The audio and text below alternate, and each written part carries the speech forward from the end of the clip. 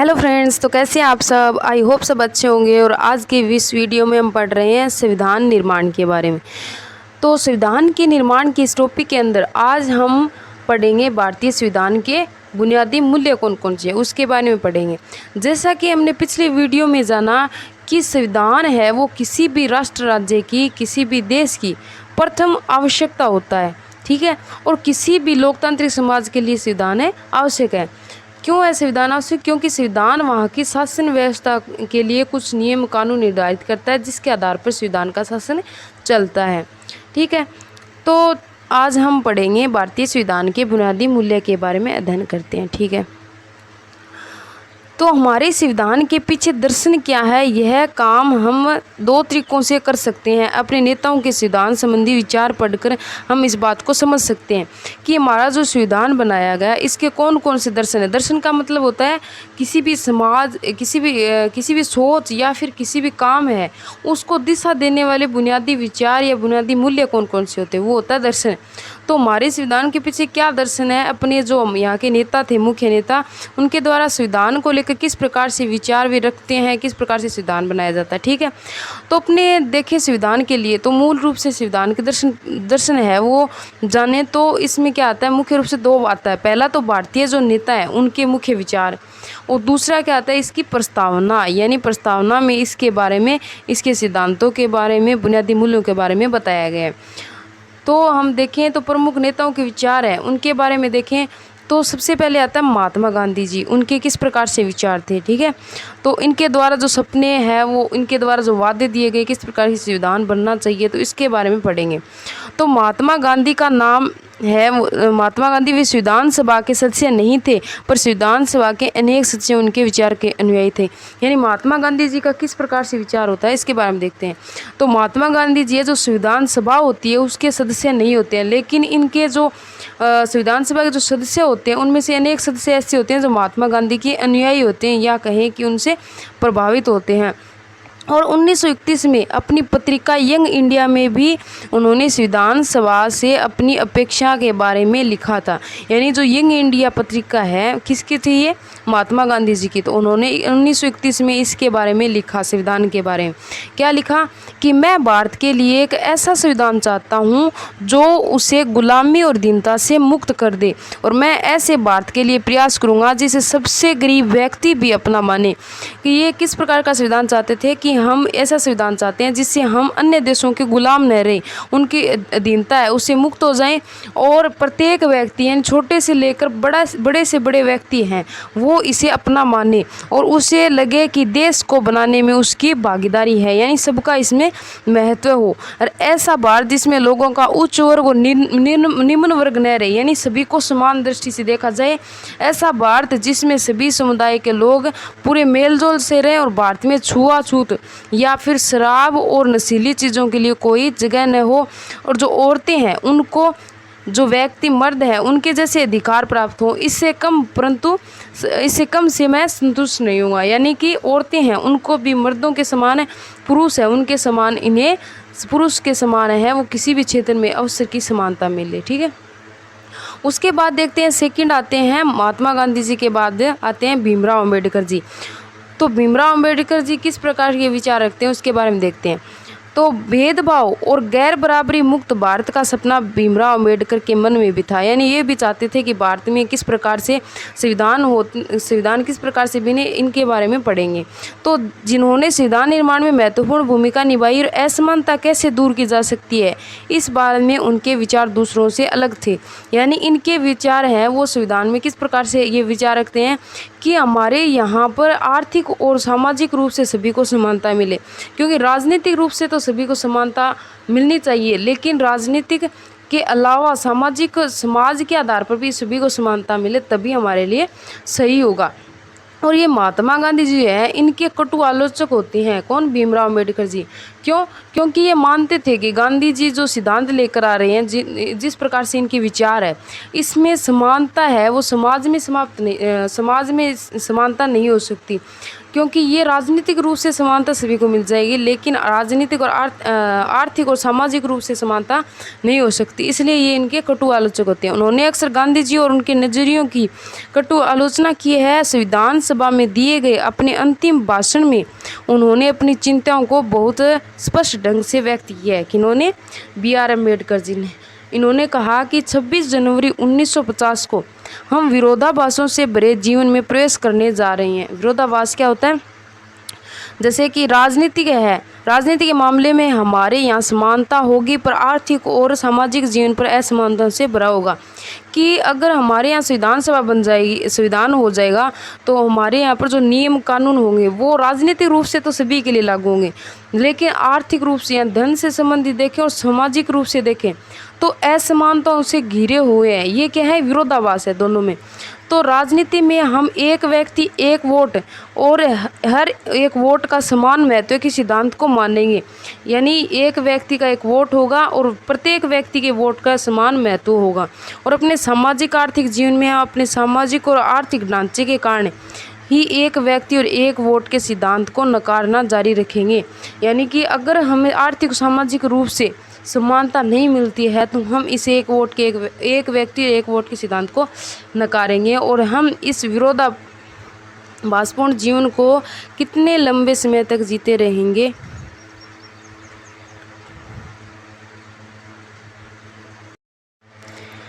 हम इस विरोधाभासपूर्ण जीवन को कितने लंबे समय तक जीते रहेंगे। अर्थात यहाँ पर है वो हमें राजनीतिक रूप से समानता मिल रही है, लेकिन आर्थिक और सामाजिक रूप से सभी को समान नहीं देखा जा रहा है।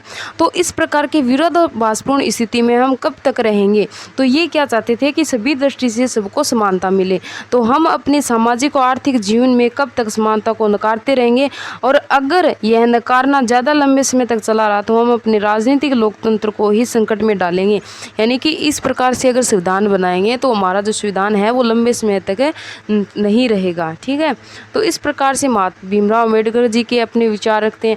इनका जन्म होता है मध्य प्रदेश में और प्रारंभ कमेटी इसके अध्यक्ष बनते हैं और सामाजिक क्रांतिकारी चिंतक थे और जातिगत आधार पर और जो भेदभाव है इसको लेकर सबसे ज़्यादा अपने विचार रखते हैं, यानी भेदभाव के खिलाफ होते हैं। और बाद में ये स्वतंत्र भारत की पहली सरकार के कानून मंत्री बनते हैं और रिपब्लिकन पार्टी ऑफ इंडिया के संस्थापक भी होते हैं। ठीक है, उसके बाद देखते हैं तीसरे आते हैं जवाहरलाल नेहरू जी।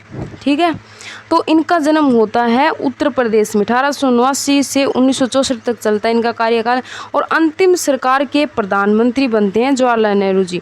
वकील होते हैं ये और कांग्रेस के नेता भी होते हैं। इनके किस प्रकार से विचार थे? तो हमारा जब देश आज़ाद हुआ कब? 15 अगस्त 1947 को। तो उस समय को मध्य रात्रि के समय संविधान सभा में जवाहरलाल नेहरू जी के द्वारा भाषण दिया गया। उसमें उन्होंने अपने विचार रखे, तो जिसके बारे में पढ़ते हैं। तो वर्षों पहले हमने अपनी नियति के साथ साक्षात्कार किया है और अब वक्त आ गया है कि हम अपने वायदों पर अपने अमल करें और पूरी तरह और हर तरह से नहीं तो काफ़ी हद तक। यानी अब क्या करना चाहते थे कि हमने इतने अपने विचारों है सभी के बारे में जाना और अब हमने संविधान है वो निर्माण कर लिया है, तो अब हम क्या करेंगे? इसे लागू करेंगे। यहाँ पर किस प्रकार की व्यवस्था हो इसके लिए हम क्या करेंगे? अपने वादों को पूरा करेंगे। घड़ियाँ जब ठीक मध्य रात्रि को घंटा बजाएगी, जब सारी दुनिया सोती होगी, तब भारत एक नए जीवन की शुरुआत करेगा। यानी भारत क्या हो जाएगा? आज़ाद हो जाएगा। और इतिहास में कभी कभार ही सही पर एक ऐसा क्षण जरूर आता है जब हम अपने पुराने को छोड़कर नए में प्रवेश करते हैं। यानी भारत अब आज़ाद होने जा रहा था और जब एक युग का अंत होता है और जब लंबे समय से किसी राष्ट्र की दबी हुई आत्मा प्रस्फुटित होती है। यानी भारत है पहले क्या था? दबित था, यानी कि अन्य जो राज्य हैं वो अन्य राज्य नहीं देश अन्य देशों में दबा हुआ था, या फिर कहें यह क्या था?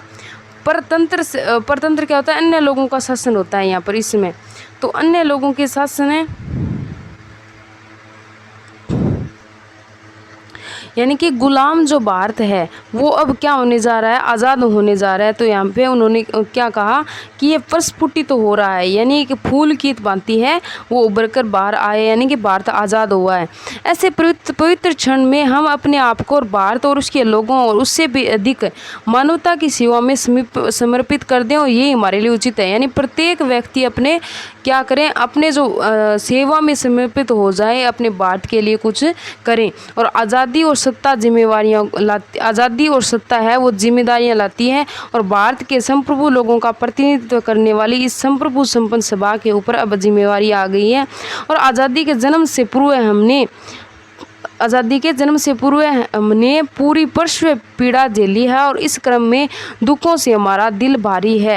यानी पीछे हमने जो कुछ भी झेला, अब हम क्या हो गए, आज़ाद हो गए, नई प्रकार की हमारे सामने जिम्मेदारियाँ आएगी, तो हमें उसको निभाना है। इसमें कुछ दर्द अभी भी बने हुए हैं, फिर भी इतिहास अब बीत चुका है और भविष्य में हमें सुनहरे मौके मिलेंगे, यह संकेत हमें मिल रहा है। यह भविष्य बहुत आराम करने और सुस्ताने का नहीं, बल्कि अपने वायदों को पूरा करने का निरंतर प्रयास कर रहा है। तो इस प्रकार से ये अपने विचार को रखते हैं।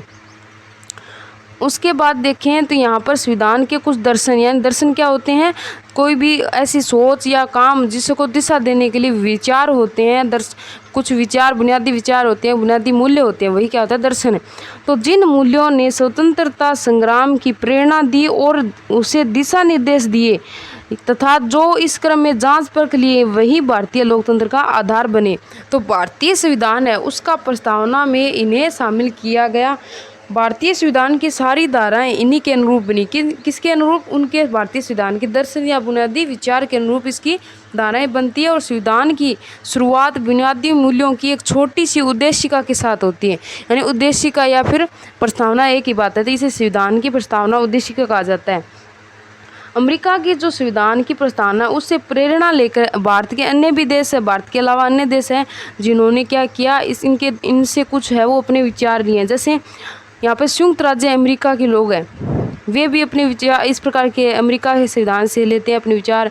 और उसके बाद दक्षिण अफ्रीका के लोग हैं, ठीक है। तो ये इनके कुछ बुनियादी मूल्य दर्शन होते हैं जो उद्देशिका या कहें प्रस्तावना में लिखे जाते हैं। तो संविधान की प्रस्तावना लोकतंत्र पर एक खूबसूरत कविता सा लगता है। यानी प्रस्तावना जो लिखी जाती है वो एक खूबसूरत कविता के रूप में बताई गई है, और इसमें वह दर्शन शामिल है जिस पर पूरे संविधान का निर्माण हुआ है।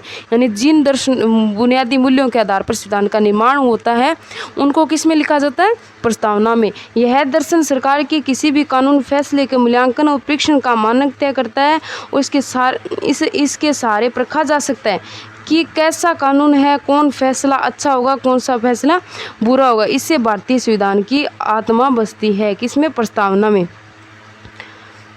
ये है अपने भारत के संविधान, जिसमें ये उद्देशिका बताई गई कि हम भारत के लोग भारत को संपूर्ण प्रभुत्व संबंध समाजवादी पंथ निरपेक्ष लोकतांत्रिक गणराज्य बनाने के लिए अपने संविधान की क्या है, ये अपने संविधान की प्रस्तावना है। इसमें यहाँ पे बताए गए इसके विचारों को बताया गया। जैसे यहाँ पे देखो न्याय है, न्याय ये नागरिकों साथ उनकी जाति धर्म लिंग के आधार पर किस प्रकार का भेद नहीं होगा।